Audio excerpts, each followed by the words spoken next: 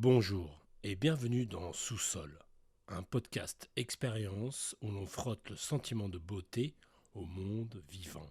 Aujourd'hui, on s'arrête, on s'accroche pour regarder ce qui nous maintient aux autres et à nous-mêmes. Eh bien, donc nous voilà, Laurie, dans ce troisième temps sur l'attachement, Léo Daguet, Head of Sustainable Innovation et metteur en scène. et puis dans un temps du coup d'échange, de dialogue. On vient réexplorer les thèmes qu'on a ouverts dans chacun de nos épisodes, et puis voir ouvrir d'autres thèmes. On est libre pendant ce moment d'expression. Bonjour Léo. Loriba, sémiologue et chaman. Bah écoute, je te remercie pour l'occasion d'échanger avec toi et je te remercie aussi pour ce magnifique voyage au pays du corail.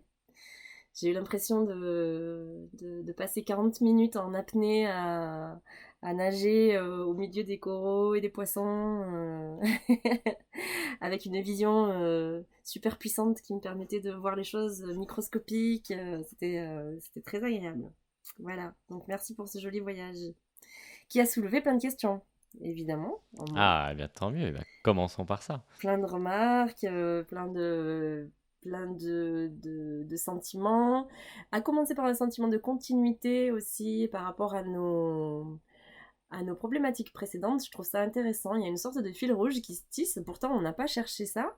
On a, on est parti avec ce parti pris de chercher autour du design, de la beauté du vivant et comment on pouvait partir d'angles d'attaque très différents jusqu'à présent, sans chercher justement vraiment à créer de la synthèse à partir de tout ça. Et je vois apparaître une sorte de fil directeur sur lequel je serais incapable de poser des mots pour l'instant. Mais il y a quelque chose qui continue à saillir d'un thème à l'autre, comme ça, qui fait résurgence d'un thème à l'autre, qui est une sorte comme s'il y avait une sorte de code du vital qui se manifeste dans tous les aspects qu'on aborde. Euh, pour l'instant, ce qui me paraît sensible et central là-dedans, c'est la notion euh, de communauté. Je pense particulièrement à la zooxanthelle que tu nous as fait découvrir et à cette façon qu'elle a de vivre au sein du corail et cette symbiose qui existe entre eux. Voilà, donc comme s'il y avait une sorte de fondamental de la vie dans cette relation-là qui s'exprime à tellement, tellement d'autres niveaux encore. La symbiose peut-être est une définition de la vie. Voilà. Euh, alors, cette zooxanthelle qui nourrit le corail et qui lui a permis de se fixer, je trouvais ça très poétique et très inspirant de se dire que elle accepte de se fixer. Pour nous, être mouvant, mobile, c'est presque une mort, c'est presque une forme de mort en fait, l'idée de se fixer. Et je trouve ça très beau que tu aies inversé le paradigme en disant bah oui, mais en même temps, s'arrêter, est-ce que c'est pas l'objectif finalement? Est-ce que se poser, c'est pas l'objectif? Et je trouve que ça c'est vraiment très intéressant de renverser un peu le paradigme parce qu'on est dans une société tellement euh, euh, frénétique en tout point, que le mouvement est une valeur en soi, la liberté de mouvement est une valeur absolue. Or, tu viens questionner cette valeur à travers l'exemple du mode de vie du corail. Et tu inverses la proposition en justement nous amenant à penser que le corail, qui est une des créatures les plus anciennes du monde vivant, lui, est allé au bout du cheminement et a fini par se fixer. Alors du coup, forcément, ça m'interroge sur la posture que nous, designers, aujourd'hui, on peut prendre par rapport à ça. Est-ce que ça devient intéressant, dans le monde où on est, de commencer à designer de la fixité? Est-ce que tu penses que c'est un objectif pour aujourd'hui? Dans quel champ, d'après toi, ça pourrait s'appliquer de façon intéressante? Est-ce qu'on peut donner quelques éléments de réflexion à nos designers sur cette histoire de designer de la fixité au milieu de la frénésie ambiante? Alors, c'est super intéressant comme sujet. C'est vrai que, oui, je trouve qu'avec le corail, il y a un peu un rêve de pouvoir se fixer, de pouvoir s'arrêter. Alors, il était déjà présent, c'est vrai qu'on a un peu, comme tu dis, il y a des thèmes qui sortent là, un peu dans tous nos épisodes, et c'est vrai que ce rêve-là, il était aussi déjà assez présent quand on parlait de l'arbre et quand on parle du végétal, hein, parce qu'il y a,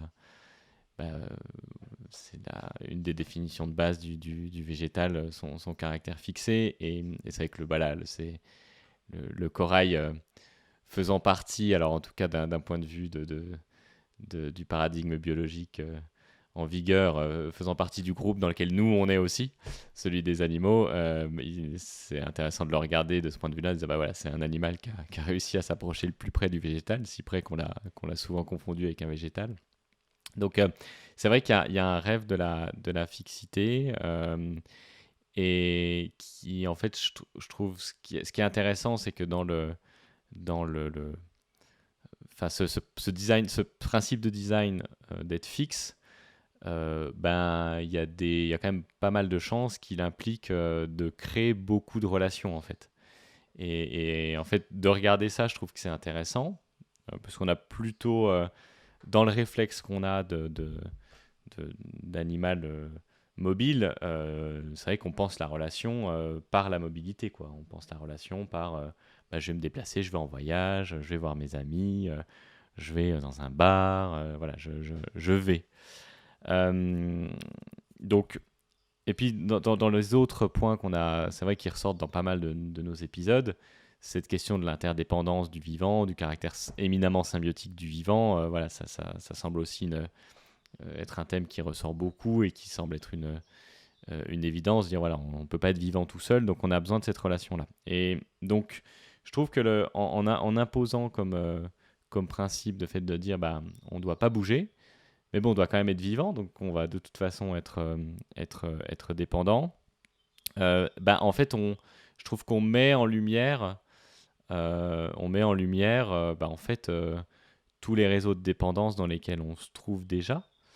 On met en lumière, finalement, comme toi, tu as tiré le trait, notre position en tant que faisant partie d'un énorme macro-organisme qui serait la planète Terre, ou en tout cas étant de toute façon fixé à cette mince couche entre la surface du sol, voire quelques mètres dans le sous-sol, et puis quelques kilomètres au-dessus de notre tête, qui est la zone dans laquelle on habite. Et ben voilà, de se forcer à dire et si on était vraiment fixé physiquement, ça nous remet aussi ce miroir de dire oui, mais en fait de toute façon ok, on a beau tourner un petit peu en rond et puis se déplacer, prendre des trains, des voitures et des avions, au final on reste dans une bande extrêmement mince, et en dézoomant un petit peu ou en regardant avec la bonne loupe, on est à peu près dans la situation du corail. Donc, tout ça pour dire, penser des créations, des expériences, des objets fixes, je trouve qu'en effet, ça va tout de suite amener à poser la question de bon, mais ok, mais quelles sont les relations que ça tisse avec ce qui est autour, et comment ça vit avec ce qui se trouve là, vraiment à portée immédiate. Donc, je pense que c'est une réflexion super intéressante. Et c'est un principe de design qui s'applique à tout, hein. Je veux dire, ça va là, ce que je raconte, ça va j'en sais rien, un habitat à l'économie locale, l'agriculture locale. Voilà, il y a cette logique de dire, voilà, je dois me débrouiller avec ce qui est autour de moi, donc comment je fais? Donc ça va, je trouve, déclencher un questionnement intéressant sur qu'est-ce que j'ai autour de moi. Voilà, et je pense que c'est une attitude intéressante de curiosité, d'inspiration, et puis de connexion, d'entrer en résonance avec cet espace, les espaces familiers, hein. Voilà, moi j'ai découvert il n'y a pas très longtemps qu'il y avait une plante dans un fossé juste en face de chez moi qui poussait, c'est de la valériane. Et c'est assez chouette de voir ça. Et voilà, et donc Première conséquence en étant accroché, bon, qu'est-ce que j'ai autour de moi? Et ensuite, deuxième conséquence, je trouve très intéressante, c'est que, alors je vais être assez concret, mais du coup, si on est fixé, il n'y a plus de déchets en fait. Enfin, parce que si on est fixé, les déchets, on se les fait dessus, quoi. Donc ils tombent littéralement sur nous, ils tombent littéralement à nos pieds. Et donc ça aussi, je pense que c'est super intéressant comme principe de design, c'est que du coup, ça ne peut plus être des déchets, quoi. Parce que, si c'est des déchets, on va mourir, voilà. Ils vont complètement nous ensevelir. Et on va se retrouver enterrés. Donc voilà, je pense que ça, c'est aussi super intéressant. Du coup, de se dire, bah ok, en partant de ce prérequis qui est, bon, bah, je suis fixé, assez spontanément, moi, je vais amener ces deux questions-là, dire, bon, bah, j'ai quoi autour de moi pour survivre, et puis, qu'est-ce que je fais de ce que je rejette, pour que ça m'enterre pas. Et voilà, donc ça, je pense que c'est des questionnements qui sont très vertueux, et puis, quand bien même on n'arrive pas à les résoudre à l'échelle très locale, voilà, si moi je décide là aujourd'hui de m'enfermer dans la pièce où je suis, bah, ils sont intéressants en les extrapolant un peu et à nouveau avec cette logique de changement d'échelle, de dire oui, bah, en fait finalement on est déjà dans cette situation-là, en fait. On est déjà fixé et on est déjà accroché à ce petit espace, et du coup ces questionnements-là qu'on peut faire un peu de manière ludique ou à titre d'exercice prospectif, en fait il se trouve qu'à l'échelle du vivant qui est sur cette planète, on doit passer à travers, quoi. Alors, c'est intéressant cette histoire de déchets là, parce que si on regarde comment la question des déchets est traitée par le corail et par l'homologue aérien du corail qui serait l'arbre, et ben c'est intéressant de voir qu'eux, ils se servent de leurs déchets pour se structurer. Puisque dans la colonie qui est l'arbre, ça vaut le coup de lire Francis Allais pour bien comprendre ce fait-là, dans la colonie qui est l'arbre, le bois, c'est le déchet. Le tronc, ce qu'on voit nous, ce qui définit pour nous l'être qu'est l'arbre, c'est ces déchets. En fait, le bois, c'est inerte. Le bois, c'est ce qui ressort des opérations physico-chimiques qui permettent la vie au sein de l'arbre, qui est rejeté, qui est écarté, en fait, et qui structure le tronc, et qui permet, du coup, à la colonie de s'élever. Donc c'est très intéressant, et ce que tu racontes sur le corail est du même ordre, hein, et comment le squelette, l'exosquelette protège l'animal aussi. Donc là, on peut pas imaginer un meilleur exemple à suivre en termes de biomimétisme sur la gestion des déchets que le corail ou l'arbre. À voir comment nous, on pourrait se structurer à partir de nos déchets. Ce serait vraiment intéressant de voir si on arrive à faire ça. Ça, c'est un design principal pour le futur. Et cette histoire d'être fixé, quoi qu'il arrive dans notre monde aujourd'hui, me fait venir tout de suite à l'image mentale, l'image de ce qu'on est là tout de suite, toi et moi, et certainement beaucoup de gens en même temps que nous, c'est-à-dire des êtres vissés sur un fauteuil devant un écran. Et ça me questionne beaucoup, parce que nous sommes fixés à ces fauteuils que nous choisissons soigneusement, parce que nous y passons une grande partie de notre vie. D'ailleurs, c'est un enjeu de design assez majeur, hein, le fauteuil de travail, en fait, hein, le fauteuil qui permet d'être sur un écran, en fait, pour la plupart. Et qui nous permet de voir défiler devant nous une infinité de possibles, et notamment de possibles de relations. Et tout ça se passe derrière l'écran. Et donc la comparaison entre ce que nous sommes dans cet instant-là, devant un écran, branché sur Internet, et ce qu'expérimente le corail ou l'anémone ou tout autre animal fixé dans l'océan, forcément on a envie de faire le lien. Hein. Ça passe devant nous comme ça passe devant nous. Nos possibilités d'interaction sont réelles, mais on sait que c'est pas grand-chose par rapport à l'océan d'informations, n'est-ce pas, qui est ouvert par Internet derrière cet écran. Et cet écran, comme ça, comme tu le dis toi-même, la condition de la fixité, c'est l'accès à la relation. Ben, l'écran, il nous propose ça. Il nous propose, l'Internet nous propose une infinité de relations. Alors, tu vois, je prends un chemin légèrement divergent par rapport à celui que tu disais quand il s'agit de regarder ce qu'il y a à notre portée et là autour de nous. Comment intégrer cet écran, comment intégrer ce monde parallèle de l'Internet dans l'autour de nous, d'après toi? Est-ce que ça fait partie de l'autour de nous au même titre que le pied de Valériane ou est-ce qu'il y a quelque chose de différent? Oui, bah, et c'est là où il y a quelque chose d'assez paradoxal. Enfin, en fait, il y a une espèce de mouvement d'aller-retour dans la fixité. C'est qu'en effet, euh, et puis ben voilà, tu l'as aussi bien exploré dans ton épisode, hein, à la fois, comment dire, on est tous attachés, et en même temps, chaque attachement, chaque nœud, là, si on revient sur ton image du filet d'Indra, chaque nœud est très ouvert parce qu'en fait, il contient tous les autres et il peut nous faire potentiellement partir dans tous les autres. Et je dirais, alors, sans avoir la prétention de connaître les rêves du corail, mais je dirais même si on prend le corail, alors ben oui, il est fixé, mais et en même temps, il s'ouvre sur des espaces gigantesques, hein. Bah, le fait pour lui de pouvoir interagir avec un courant marin, ça le connecte potentiellement en fait à des distances immenses. Il est fixé et en même temps, il construit son environnement, hein, parce que bah, alors, non seulement il construit son exosquelette, mais il va aussi euh, profondément modifier typiquement le pH de l'eau qui l'entoure. Donc d'une certaine manière, il se déplace dans le milieu, enfin en tout cas, il rend comme tout vivant, hein, il rend son mode de vie, c'est de rendre vivable là où il vit. Donc, de ce point de vue-là, il colonise en fait aussi le milieu. Évidemment, il croît, donc il occupe une place de plus en plus importante. Donc, chaque individu est fixé, mais la colonie, elle est vivante et elle grandit.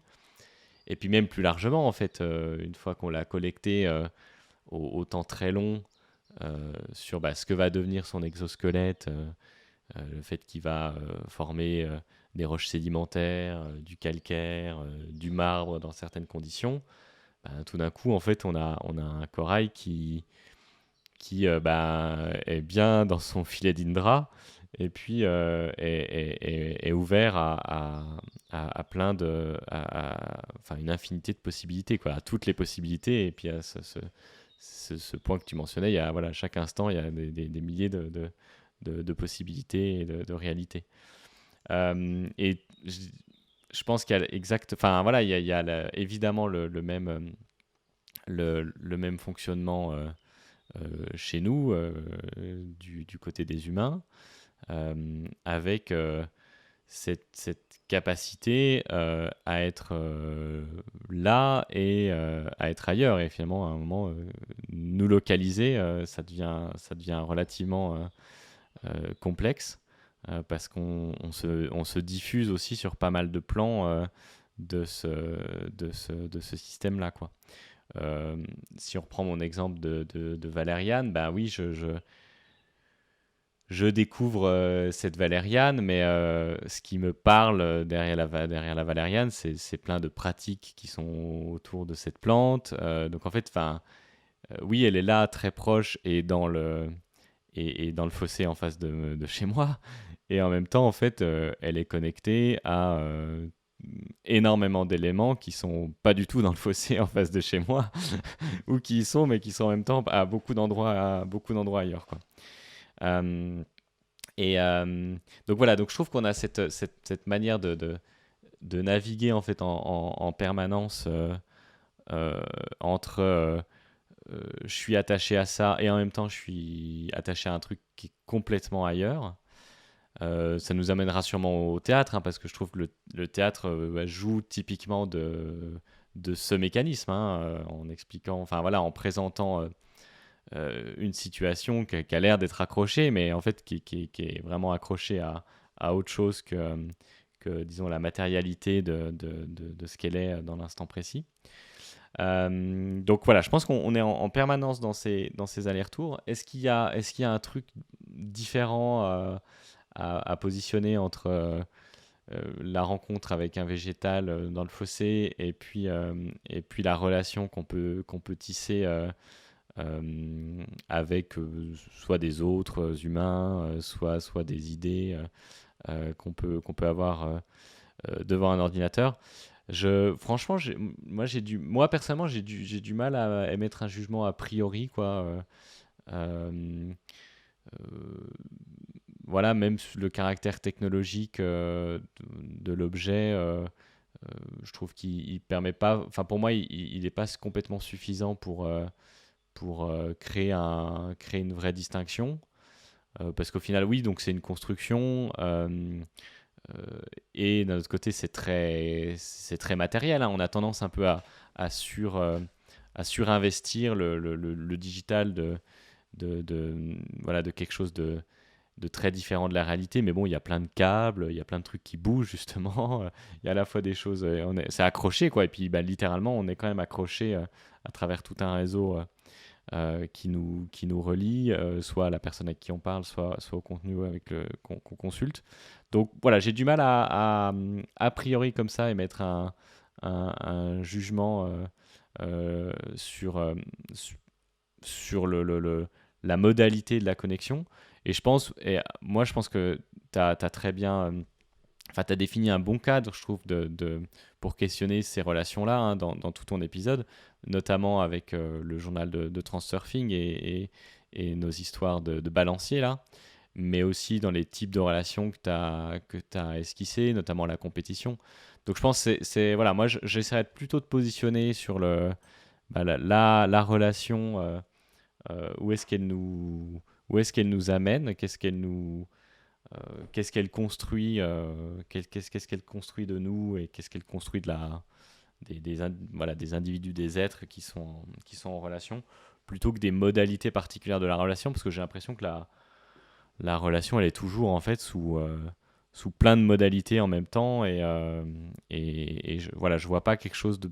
Enfin, j'ai du mal en tout cas, je m'efforce à pas voir un truc particulier dans la relation digitale. Mais je sais pas ce que toi tu en penses. Bah, j'aime bien, moi tu m'as fait évoluer là-dessus, sur tu m'as fait avancer encore plus loin dans cette conviction que j'avais que tout est parti de la nature, hein. Absolument tout, c'est juste une histoire de combinaison d'atomes qui donne des objets différents, mais cette distinction qu'on fait entre des mondes qui seraient technologiques et des mondes qui seraient naturels, tout est technologique, y compris le monde naturel, et tout est naturel, y compris le monde technologique. Donc, pour moi, ça va vraiment dans cette direction-là, tout ce dont on parle ici. Et pour moi, il y a un lien très fort entre l'Internet tel qu'on le connaît, c'est-à-dire l'expérience qu'on en fait aujourd'hui encore derrière un écran, quand même, la plupart du temps, les développements qu'on attend autour de l'Internet des objets, c'est-à-dire là, cette façon dont l'Internet pourrait s'approprier les autres dimensions du réel et devenir à la fois physique et métaphysique, hein, s'emparer de nos objets du quotidien pour y diffuser quelque chose qui serait de l'ordre de l'impalpable, presque du spirituel, en tout cas du transfert d'informations. Et un troisième Internet qui est bien connu des populations chamaniques, qui est l'Internet de la forêt.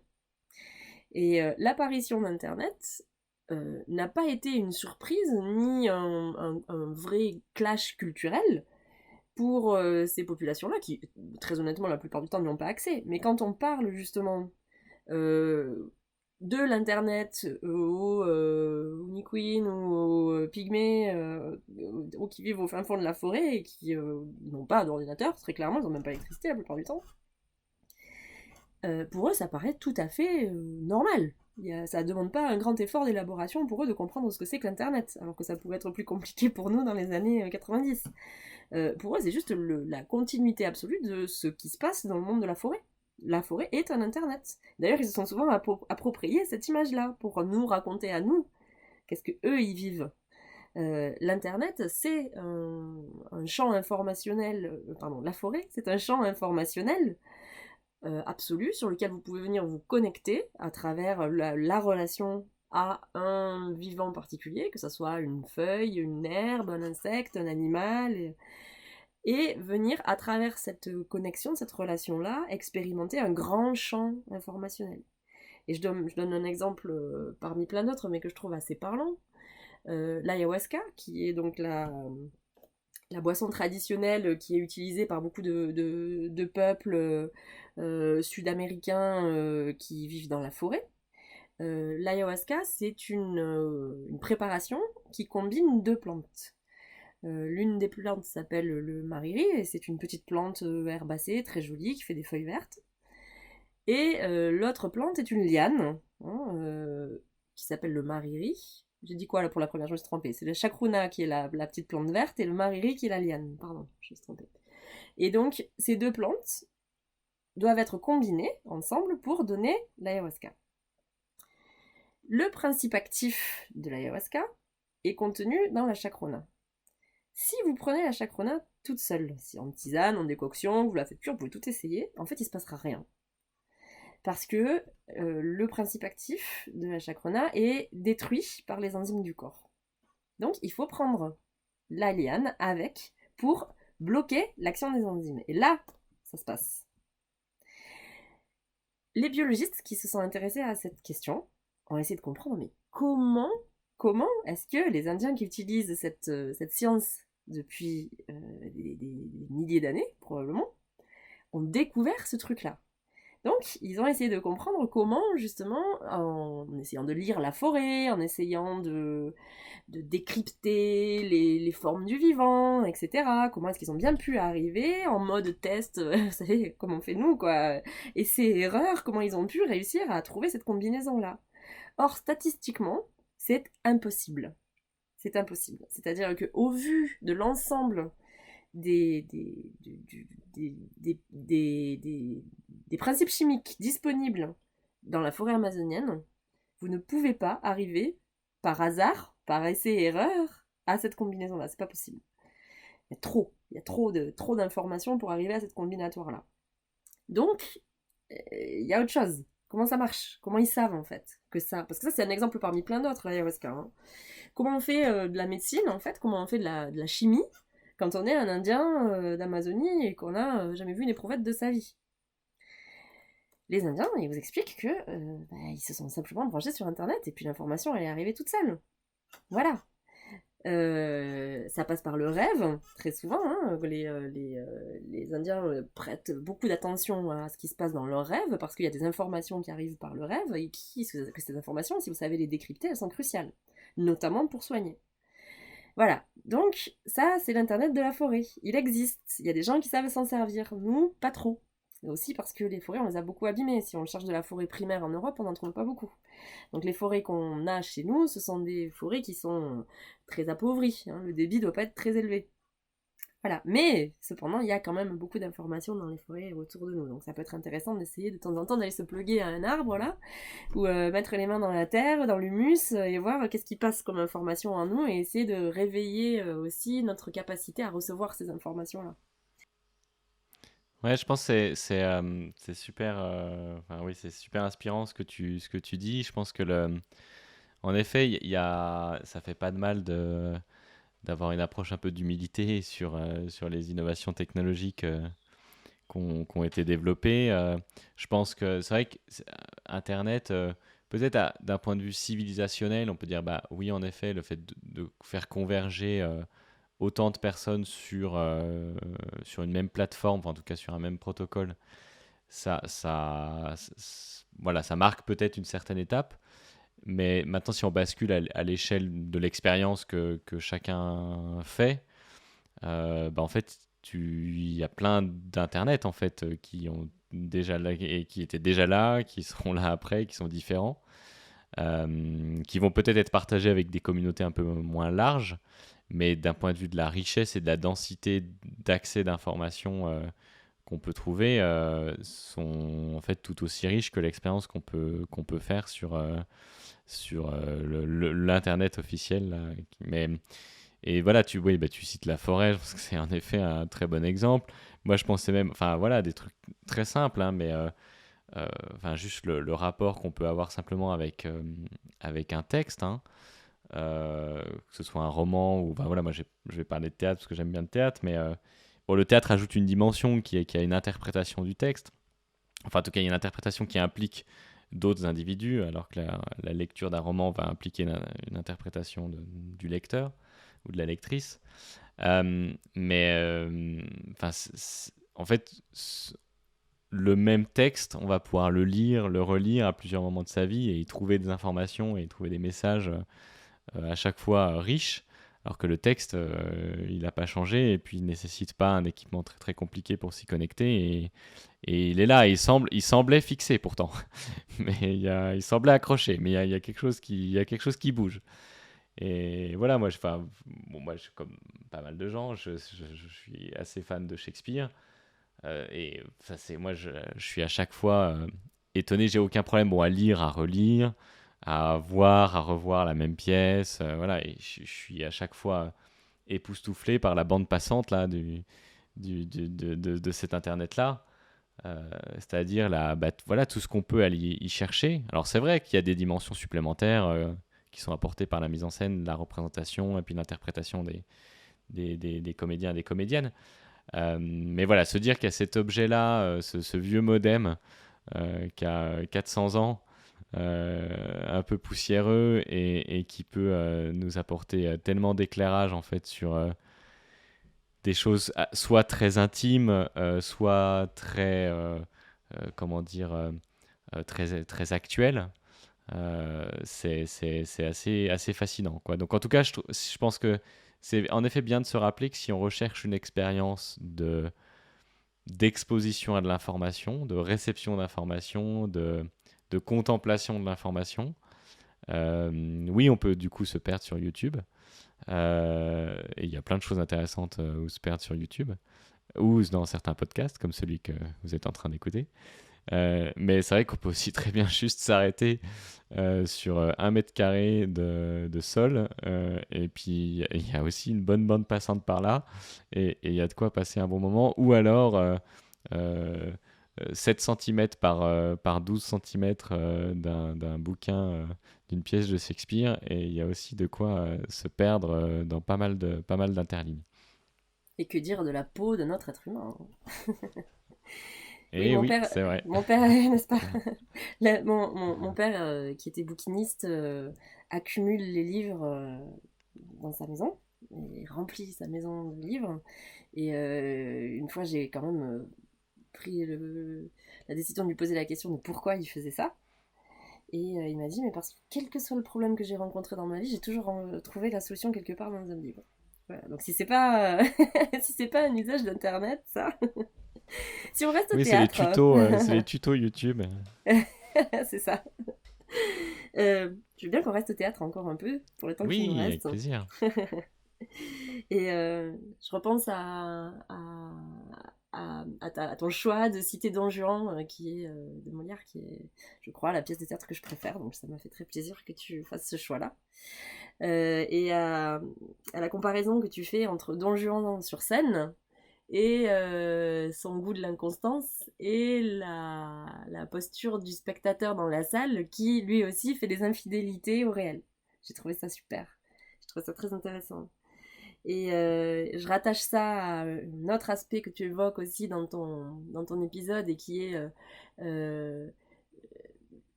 cette espèce de fidélité, infidélité, c'est très difficile de savoir si c'est l'un ou si c'est l'autre, que nous avons vis-à-vis de nous-mêmes. Puisque, comme tu le racontes, en évoluant dans le temps, nous sommes toujours le même et jamais le même à la fois. Qu'est-ce qui fait que je suis toujours la même par rapport à celle que j'étais à 10 ans ou à 2 mois ou à 30 ans? Impossible de le dire, puisque du point de vue cellulaire, en tout cas, il ne doit pas rester grand-chose. Donc, ce rapport à la continuité, à la constance, hein, me renvoie à travers ces deux aspects à cette fidélité au réel dont tu parles, hein, et ça m'interroge, quoi. Ça m'interroge beaucoup parce que il me semble qu'on est vraiment tiraillé. On est tiraillé par des ailleurs, on est tiraillé par des possibles, on est appelé par des, comme on dit, n'est-ce pas, dans le bouddhisme, l'accès à 3000 possibles à chaque instant. Donc tout est là, tous les possibles sont là, mais quelque chose de nous refuse de faire des infidélités au réel dans lequel nous sommes inscrits. Est-ce que c'est culturel, d'après toi? Est-ce qu'il y a une dimension culturelle là-dedans? Est-ce que peut-être il y a une dimension psychologique? Il me semble qu'il y a une dimension psychologique, que certaines personnes sont plus à même d'aller expérimenter en dehors du réel que d'autres. Il y a aussi certaines cultures peut-être qui vont plus vers ça que d'autres. Comment est-ce que tu l'expliques, toi? Ce besoin d'être fidèle à ce réel-là. S'il existe, est-ce qu'il existe? Bon. Elle est Je gratinée, pense celle-là. que ouais, elle est gratinée. Non, mais t'as raison, c'est le sujet de fond, donc c'est bien de l'amener. Euh, alors, je pense qu'il y a. Bon, déjà pour démarrer, moi je voudrais commencer par. Peut-être que ça transparaît un peu dans l'épisode, mais moi j'aimerais essayer de rêver quand même que cette fidélité-là soit pas nécessaire, quoi. Euh, je suis conscient que c'est pas gagné, mais je pense pas qu'elle soit nécessaire. Et j'aimerais bien rêver une espèce d'utopie où bah, en fait ça marche sans avoir besoin de cette fidélité et de cette croyance en un réel qui me, comment dire, qui est donné, quoi, qui est une espèce de contrainte, quoi. Euh, voilà, donc c'est à la fois une utopie et en même temps j'ai l'impression que dès qu'on commence à gratter un tout petit peu, justement ce qui serait de l'ordre des limites, enfin le réel, j'ai pas vraiment j'ai pas énormément de définition à poser, mais bon, en gros c'est à un moment ce qui va, voilà, ce que je vais pouvoir toucher, ce qui va apposer une forme de résistance, ouais, qui va se manifester sa présence, en tout cas en me disant, bah là, voilà, là il y a quelque chose qui ne dépend pas de toi, quoi. Et j'ai l'impression que dans pas mal de situations, en fait, dès qu'on gratte un petit peu ce qui s'oppose, ce qui contraint, ce qui limite, bon, bah, on se rend compte qu'en fait, c'est une convention, c'est une construction, c'est du contrôle, c'est une habitude, voilà, et qu'en fait, on arrive très bien à faire sauter la limite, quoi. Euh, du coup, est-ce qu'il y a une dimension culturelle à ça? Bah oui, je pense nécessairement, parce que là, dans mon utopie où on n'est pas forcément accroché à un réel, donc je sais pas exactement, je vais pas dire exactement à quoi ça ressemble là comme ça, mais bon, ce qui est sûr, c'est que je pense que c'est difficile d'avoir un métier, quoi. Et donc, du coup, oui, je pense que la vie en communauté dans tous les cas, une certaine division des rôles sociaux bah, nécessite un cadre et un cadre relativement fixe. Encore que, voilà, on pourrait rêver une espèce d'utopie et qui se réalise hein, dans la fête, qui se réalise dans le sacré, qui se réalise où bah, justement on vient tout secouer et puis renverser certains codes, etc. etc. Et en même temps, bah, ces processus-là, ces expériences-là suivent quand même aussi un certain code qui s'oppose au code habituel, mais il y a quand même, on s'appuie sur quelque chose, quoi. Donc voilà, j'ai pas du tout la réponse. En fait, moi, je concluais un peu le podcast comme ça en disant, bah, j'ai l'impression de ce que je constate que on a quand même besoin à chaque fois de s'accrocher. Et même quand on se décroche, en fait, on va s'accrocher à autre chose. Et en même temps, j'avais commencé l'écriture de cet épisode-là, puis on avait conclu notre dernière discussion sur ce point-là, de se dire, bah, voilà, où toi, tu avais dit qu'il y a un point de dérive. Est-ce que dériver sans être accroché, est-ce que c'est souhaitable ou pas? Et en tout cas, moi, je trouve que c'est... Voilà, il reste en moi ce rêve de dire, bah ouais, et si on pouvait, on pouvait dériver. J'ai l'impression qu'à l'échelle individuelle, ça doit être possible. J'ai l'impression que dès qu'on commence à vouloir mettre un peu d'autres gens dans la dérive, ça risque d'être un peu compliqué. Et j'ai l'impression que jusque-là, en tout cas, ce que les cultures humaines ont réussi à mettre en œuvre, c'est des dispositifs où on se décroche de l'habitude, puis on va s'accrocher à un autre truc qui est différent. Bon, mais en tout cas, il y a quand même ce mouvement entre les deux. Je pense ce mouvement, en tout cas le mouvement où ça se décolle, il doit quand même y avoir un petit moment de transition où on s'est détaché du précédent et on s'accroche sur le code d'après. Et ce mouvement-là de transition, peut-être c'est une expérience de la dérive un peu pure. Et du coup, je crois on en avait rapidement discuté dans une autre conversation, mais c'est typiquement, je trouve, le moment de transition entre la fin d'une pièce de théâtre et puis les applaudissements. Ça va être, on avait parlé un petit peu de rêve party, là, donc ça peut être des moments voilà, de montée qu'on peut avoir ou de démarrage de transe. Voilà. Et donc, peut-être qu'elle est là, l'utopie, dans ces moments-là où ça a commencé à se décrocher et c'est pas encore accroché. Peut-être qu'il est possible de rêver à un fonctionnement purement décroché. Voilà, je sais pas du tout, mais c'est des vraies questions me bident beaucoup en ce moment. Et des pistes de réflexion pour les designers qui nous écoutent. Faut-il designer la Oui, fixité et la dérive ensemble, séparément et qu'est-ce que ça donne comme solution pour la vie et pour l'expérience humaine et relationnelle. Il y a beaucoup de choses à inventer aussi autour des usages présentiels numériques, présentiels digital. Sur ces questions-là, sur parce que ça nous renvoie ouais, forcément aussi à la partie de nous capable de dériver et qui se passe fort bien du corps, croit-elle en tout cas, et la partie du corps qui se croit fixe en tout cas. Donc ça parle aussi toujours pareil de notre dualité. Un jour il faudra peut-être apprendre à penser en dehors de cette dualité-là, parce que finalement on se réécrase sur Platon là. ça serait oui. bien, ça serait bien qu'on arrive à changer de On n'a pas modalité sur tout beaucoup ça. bougé Toujours depuis fixe. 2500 ans, là. On est toujours là. Est-ce que tu penses qu'on est au bout de notre conversation pour aujourd'hui? Oui, je pense, ouais, ouais. Et merci beaucoup pour la discussion. Merci pour l'animation. Et puis, du coup, eh bien, on se retrouve par épisode interposé dans les prochaines semaines. Merci beaucoup, Laurie. Merci Léo. À bientôt et à bientôt pour un prochain épisode du sous-sol.